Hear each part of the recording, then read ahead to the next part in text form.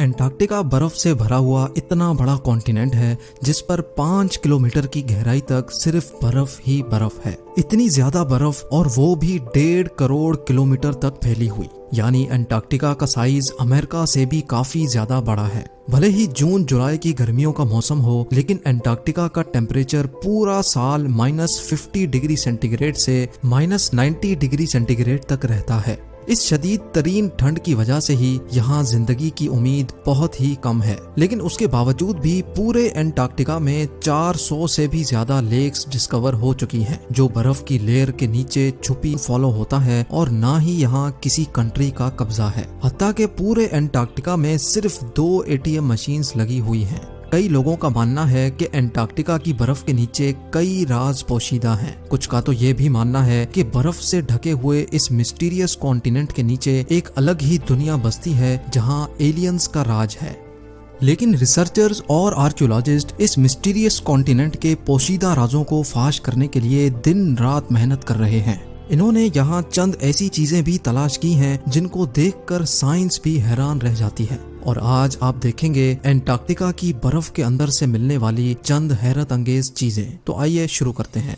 Number 8, 2009 में एक discovery ने रिसर्चर्स के रोंगटे खड़े कर दिए जब एंटार्क्टिका की बर्फ के अंदर से एक बिल्ली का ढांचा मिला। लेकिन इसमें हैरान करने वाली बात ये नहीं थी कि ये ढांचा बिल्ली का है, बल्कि हैरान करने वाली बात ये थी कि ये जिस बिल्ली का ढांचा था वो आम बिल्ली नहीं बल्कि अंडे देने वाली बिल्ली थी। जब रिसर्च लैब्स में इस अजीब बिल्ली के ढांचे पर मजीद तहकीक की गई तो मालूम पड़ा कि ये जानवर कम से कम भी 2 करोड़ 50 लाख साल पहले धरती पर पाया जाता था।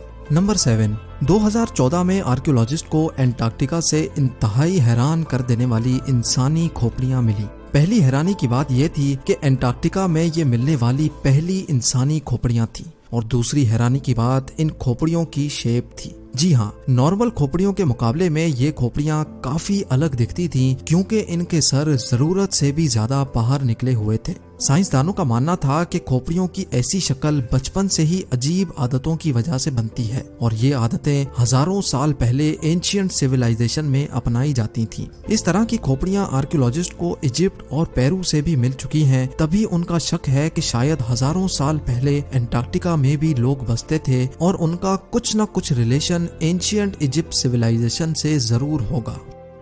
नंबर 6, पिछले 50 सालों के दौरान एंटार्क्टिका से 10,000 से भी ज्यादा मीटियोराइट्स मिल चुके हैं। मीटियोराइट्स ठोस पत्थर के ऐसे टुकड़े होते हैं जिनका ताल्लुक हमारी धरती से नहीं होता, बल्कि वो किसी और धरती से टूट कर आए होते हैं। साइंसदानों का मानना है कि मिलने वाले मीटियोराइट्स में से कई 7 लाख साल से भी ज्यादा पुराने हैं।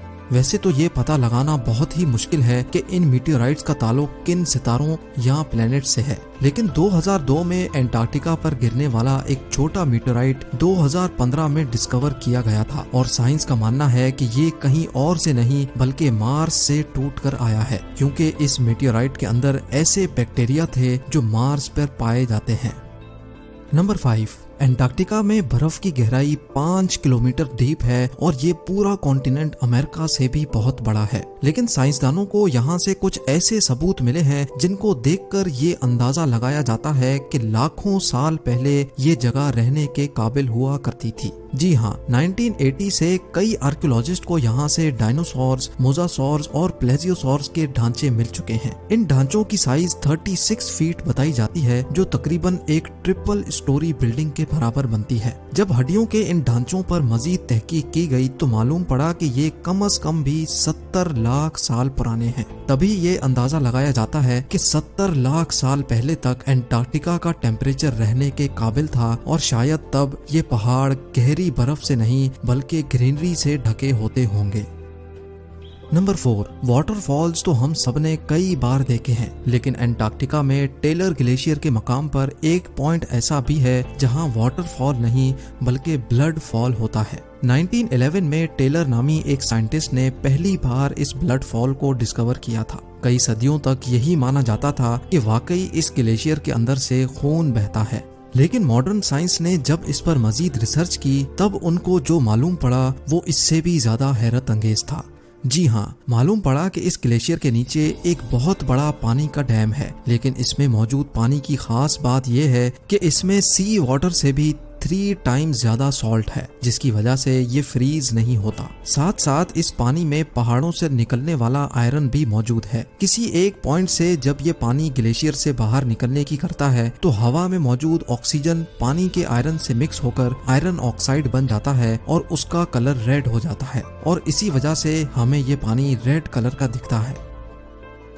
नंबर 3, ब्लड फॉल ग्लेशियर के नीचे मौजूद पानी में साइंसदानों को एक और हैरान करने वाली चीज भी मिली। पानी में टोटल 17 टाइप्स के बैक्टीरिया भी पाए गए, जिनको जिंदा रहने के लिए ऑक्सीजन और सनलाइट की भी जरूरत नहीं होती। एक्सपर्ट्स का मानना है कि ये बैक्टीरिया की ऐसी किस्म है जो ऐसे प्लैनेट्स पर पाई जाती है जहाँ पर ऑक्सीजन और सनलाइट का नामो निशान तक नहीं होता। लेकिन ये बैक्टीरिया हमारी धरती पर कैसे आए, ये राज अभी भी पोशीदा है। नंबर 2, हालांकि पूरा एंटार्क्टिका बर्फ से भरा हुआ कॉन्टिनेंट है, ये देखकर सबको यही लगेगा कि यहाँ पानी की कमी होना मुमकिन नहीं है। लेकिन आपको ये जानकर हैरत होगी कि हमारी धरती पर अगर कोई सबसे ज्यादा खुश्क यानी ड्राई जगह है तो वो भी एंटार्क्टिका में ही मौजूद है। ये ड्राई वैली एंटार्क्टिका में ही डिस्कवर की गई थी, जहाँ पर पिछले 20 लाख सालों से एक मर्तबा भी बारिश नहीं पड़ी, क्योंकि इस ड्राई वैली में तेज तरीन हवाओं का राज है जिनकी स्पीड 320 किलोमीटर पर आवर तक जाती है। इसी वजह से साइंसदानों का मानना है कि तेज हवाओं की वजह से यहाँ मौजूद पानी का कतरा कतरा एवोपरेट हो चुका है। आपको ये भी बताते चलें कि अर्थ के तमाम एटमॉस्फेयर्स में से इस ड्राई वैली का एटमॉस्फेयर लाखों किलोमीटर दूर मार्स से काफी मिलता जुलता है। इसी वजह से नासा ने अपना वाइकिंग रोबोट मार्स पर भेजने से पहले एंटार्क्टिका की ड्राई वैली में टेस्ट किया था। और अब नंबर 1, आर्कियोलॉजिस्ट की एक टीम को एंटार्क्टिका की बर्फ के अंदर 1100 फीट की गहराई से एक इंतहाई खौफनाक मखलूक का ढांचा मिला। ये पता लगाने के लिए कि ये ढांचा कौन से जानवर का है, कई एक्सपेरिमेंट्स किए गए, लेकिन हैरत अंगेज तौर पे इसका स्ट्रक्चर किसी भी जानवर से मैच ना हो सका। इस खौफनाक ढांचे की लंबाई 8 फीट बताई जाती है, जिसकी हड्डियां बॉडी से निकली हुई हैं। कई सालों की मेहनत के बाद भी आज तक ये पता नहीं लगाया जा सका कि ये जानवर कौन सा था और आखिर इस धरती पे आया कहां से था। उम्मीद है जेम टीवी की ये वीडियो भी आप भरपूर लाइक और शेयर करेंगे। आप लोगों के प्यार भरे कमेंट्स का बेहद शुक्रिया। मिलते हैं अगली शानदार वीडियो में।